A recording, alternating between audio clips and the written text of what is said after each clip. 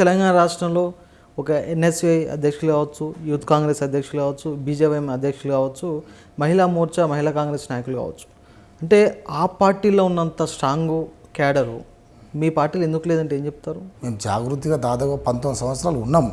అయినప్పటికీ పార్టీ పుట్టింది మొన్న. మేము మొన్నటి వరకు ఏ పార్టీలో పనిచేసినాము? అప్పుడు టీఆర్ఎస్ పార్టీ బీఆర్ఎస్ పార్టీగా మారింది.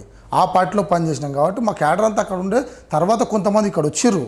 వచ్చినప్పుడు మేము ఎస్టాబ్లిష్ చేసుకుంటున్నాం. మేము మా అక్కగారు ఏం చెప్తున్నారంటే పాత క్యాడర్ మనకు ఎవరు అవసరం లేదు, కొత్త వ్యక్తులను తీసుకొద్దాం, రాజకీయాలకు కొత్త వ్యక్తులను, వైట్ పేపర్ లాంటి వ్యక్తులను తీసుకొద్దాం, యంగ్ జనరేషన్ తీసుకొద్దాం, యంగ్ జెన్జీని తీసుకొచ్చి ఇక్కడ మనం పని చేయించుకుందాం, మనం అందరం తయారు చేద్దాం. గతంలో ఎన్టీఆర్ గారు ఎట్లయితే 40 సంవత్సరాల కింద తీసుకొచ్చిన లీడర్లు ఇప్పటికున్నారో దాని తర్వాత మళ్ళీ 20 సంవత్సరాల కింద వాళ్ళే నడిచినారు. ఇప్పుడు ఉన్నటువంటి తలసాని శ్రీనివాస్ యాదవ్ కావచ్చు, ఇంకా పెద్ద నాయకులు ఉన్నారు. మళ్ళీ మొన్న కేసీఆర్ గారు ఎట్లయితే తీసుకొచ్చినారో ఇప్పటికి 20 సంవత్సరాలు బల్కసమన్ లాంటి వాళ్ళు వాళ్ళే ఉన్నారు. ఇప్పుడు కవిత గారు మళ్ళీ ఇంకో జనరేషన్ తీసుకొద్దాం, మనం న్యూ జనరేషన్ తీసుకొచ్చి మళ్ళీ ఇంకొక 20-30 సంవత్సరాలు పనిచేయాలి తెలంగాణకు అన్న దిశగా అక్కగారు యంగ్ జనరేషన్కి అవకాశం ఇస్తారు. అట్లా పనిచేద్దామని చెప్పి కూడా మేము డిసైడ్ అయినాం.